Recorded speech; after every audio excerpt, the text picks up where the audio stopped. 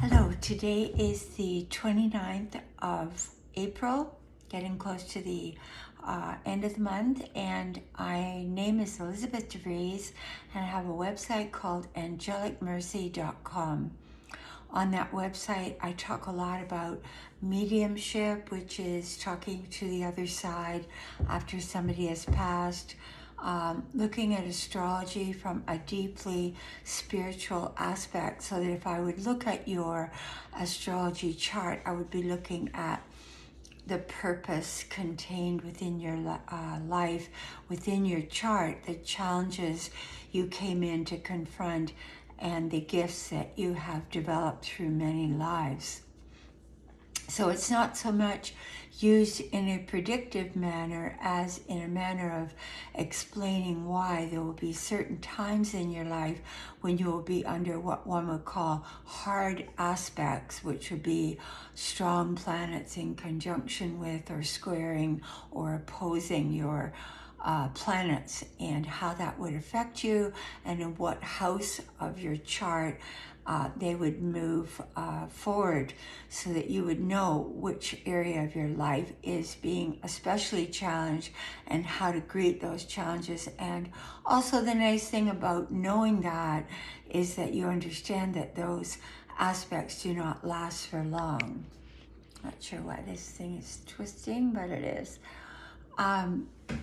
So basically, I took a hiatus from doing my videos because I really thought, what do I have to say? What do I have to share more than anybody else? Because there's a capacity to learn and heal and grow and forgive amongst all beings, not just in my own personal life.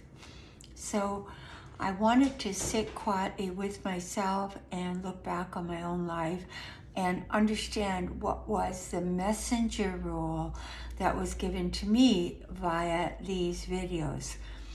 I called my website angelicmercy.com. I have two other websites, one which is strictly for animals called critterhugs.com, and the other which is strictly for my spiritual artwork, which is done with flowers, and they morph into very spiritual expressions of color and shape and design.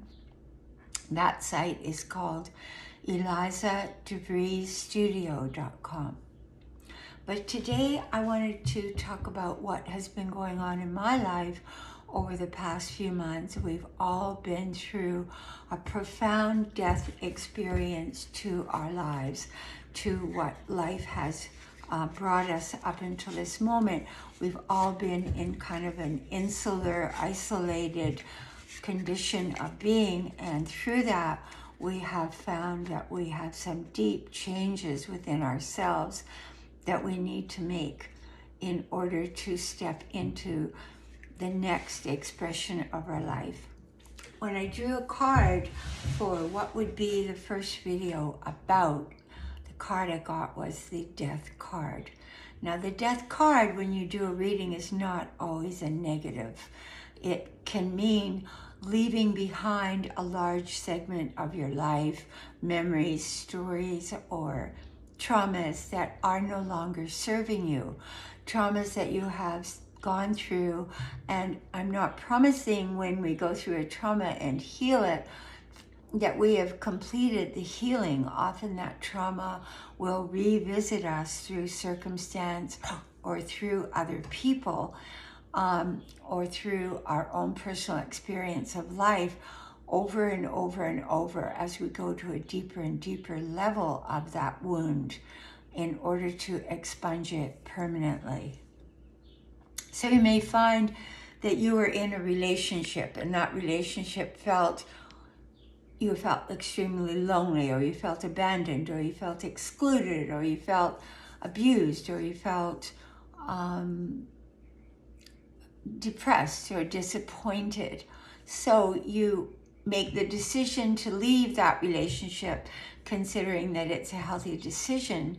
But if you have not gone to the core essence of why that occurred, and that you personally chose that situation, to heal something within yourself, or to learn boundaries, or to learn how to express yourself in a different way, or to listen better, or to learn about love at a deeper level than you ever imagined. That could be why you chose the situation. So if you leave it without examining your own motivations and your own expression and your own behavior and what was pushing that behavior, then you will again draw unto yourself that same sort of situation. So personally, I have found that it's best for me to, when I'm in a very traumatized state, to really sit and look at what is the internal wound that I came in here with. Why did I come in here? Have we sat quietly and asked ourselves, what is our purpose for being here? Our purpose is not one purpose. Our purpose ends up being a way that we serve humanity and express from our soul that is unique unto us. It could be something as small as, in this moment, showing a kindness to the tiniest of creatures, like the ant walking across your table. Or it could be watering a flower, or caring about someone on the street corner. It could be something that nobody knows about. It could be a whole conglomeration of acts in one day that sum up the day as to whether that day has expressed service or selfishness or anger or all of the above and more. So when I was thinking about death and I was asking about Ukraine, and I said to my guides, why is this going on in Ukraine right now? What is the issue that's going on? And they came to me and they said that it was for the purpose of the conversion of Russia to God, and that this is not going to happen overnight, but that through this incredible act of aggression and act of taking action that was not justifiable in earthly terms and creating such death and destruction, the country itself initially would be hoodwinked into thinking that they were doing the right thing to save Ukraine from Nazi leadership, which, of course, as time goes by, in our present society, the truth cannot be held down. So much as there is a lot of untruth out there in the world, slowly, the truth will seep into Russia. And what they showed me was an uprising within Russia where the people would actually turn on their own corrupt leaders and turn to God, and then we would have a time of peace. Now, I'm not a Catholic, but I do remember that there was a visitation by the Holy Mother at Fatima, in which the third, she told three different truths, three different strong messages. The third message was that the Pope must come out personally and consecrate the Immaculate Heart of the Holy Mother to the conversion of Russia, that Russia must turn to the Immaculate Heart of Mary, and that this would be, in a way, a non-Catholic way of expressing it, would be that the Divine Feminine would be what is turned to. The purity and the wisdom and the compassion and the mercy of the Divine Feminine would be what is ultimately ruling Mother Russia. And we do call her Mother Russia, not Father Russia. So she has a Divine Feminine energy.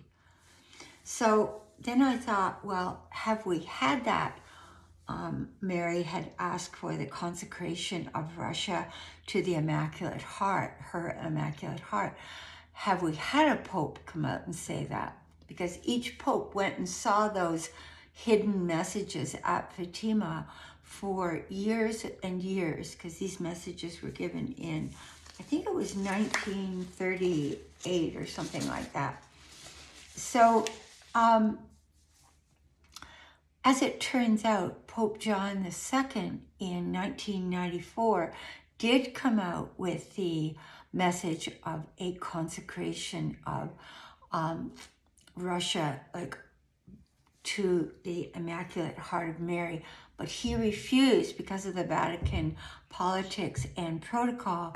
He was not allowed to say the word Russia, so he did not fulfill the destiny of what was asked by the Holy Mother.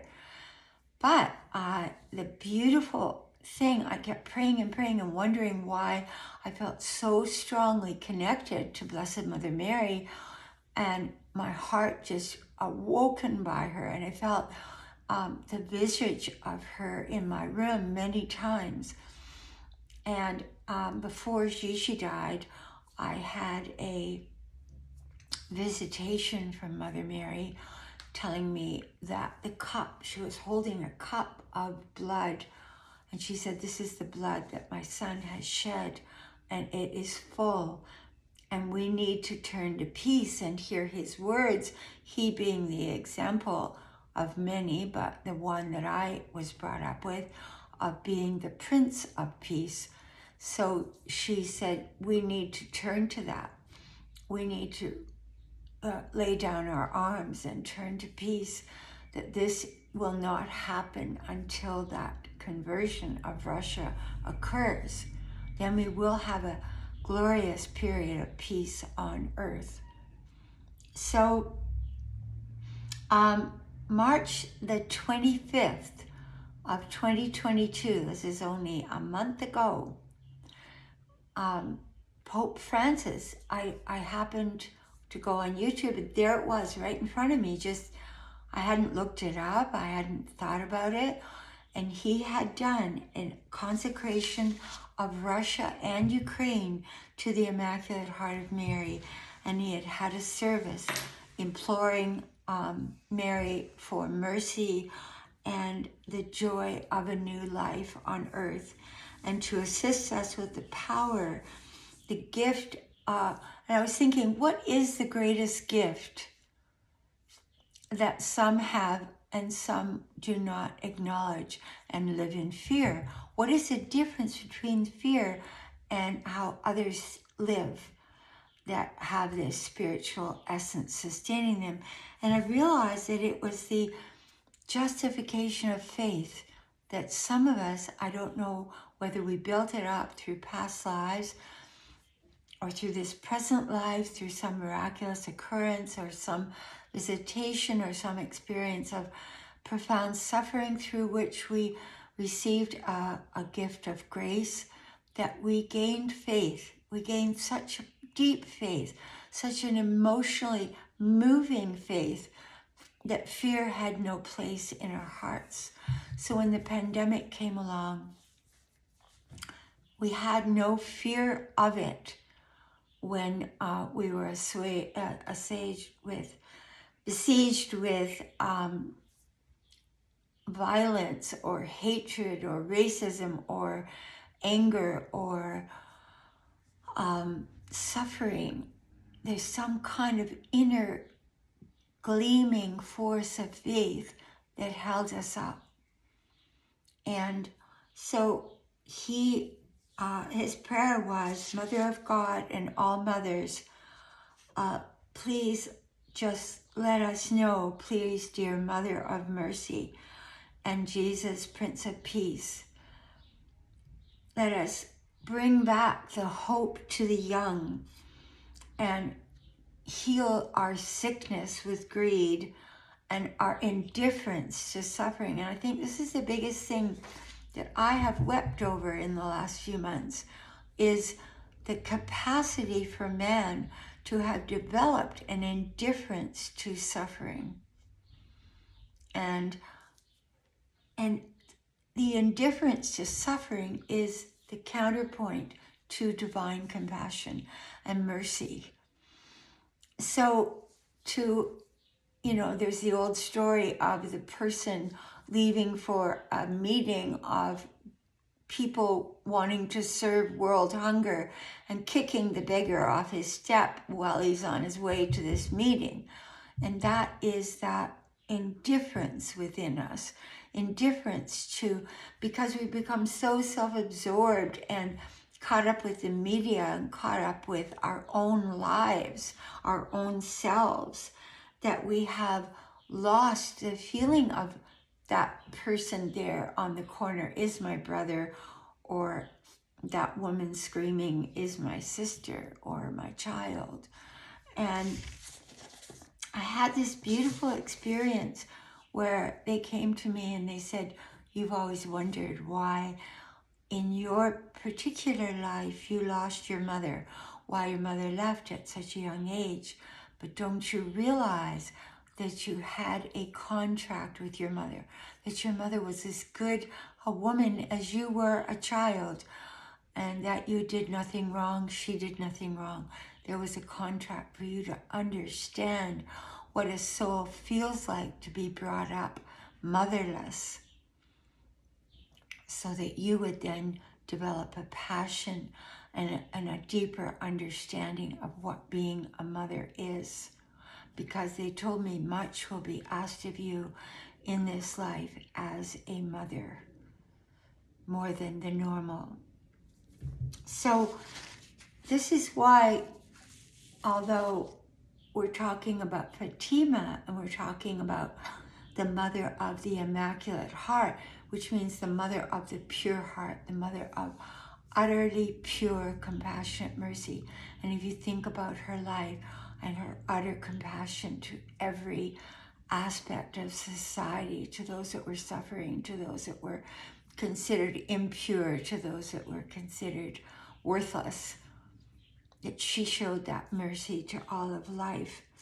And so I realized that what our death experience is to the negative aspect of paternalism. This is what we're dying to, and to that paternalistic society that took there's a beautiful side to the male energy, a protective, wonderful, powerful side to the divine masculine.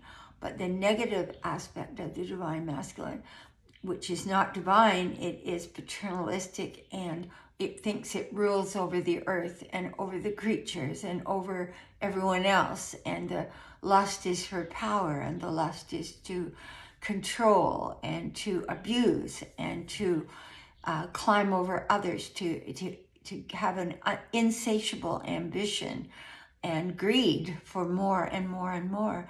And that the embrace of the divine feminine is achieved through forgiveness of ourselves and of others.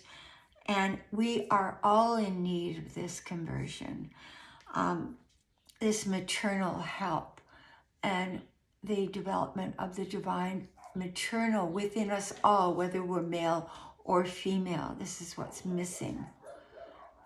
And so I just wanted to bring that up today, because I have had a lot of mentoring of young women and men and readings where the divine maternal aspect of my being has been forced to grow and develop beyond what I have felt are my innate capabilities.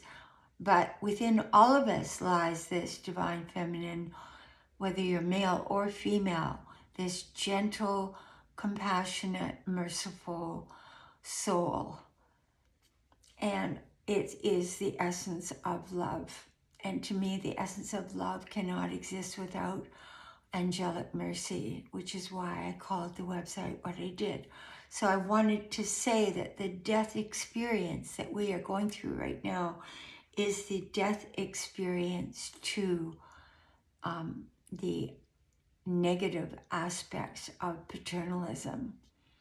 which are related to fear and ego and brutality and greed and lust and anger. So we may have even found within ourselves those aspects arising within ourselves, thinking we were so holy and great. I had some experiences of anger arise in me in the last month that blew me away. That I thought that I'm not living as an angry person, but this came out like a rage about certain things that I felt were so unfair. And then later realizing how debilitating and exhausting and negative anger is, and how it's not me, it's not you, it's not any of us. Yes, there is something we call the righteous anger, but if we go beyond the righteous anger, we understand that there is the mercy and compassion of divine love, of which there is no counterpart. It just is love. So I wanted to start with death, and I'm going to talk about death a lot in my videos because I feel that we all need to prepare for our own death. We all need to prepare for our own transformation. We need to be looking deeply at ourselves and pulling out the vestiges of negativity that are rearing their ugly heads right now. And most of all, we need to move from fear back to that place of exquisite faith. Faith being the grace from God. Faith comes from God, from a knowing deep within, from a listening deep within, beyond the fear. So I'd like to end there. If you like this video, please subscribe. I'm going to be back now making many videos and talking more about life, about my own experiences in life. I've been doing a lot of mentoring lately. I'm going to talk about the essence of woman, the essence of man, and what I've noticed in today's society about women and men and how they interact, and the directions that I feel we've been taking. Thank you, and God be with you, and don't forget to subscribe. Bye.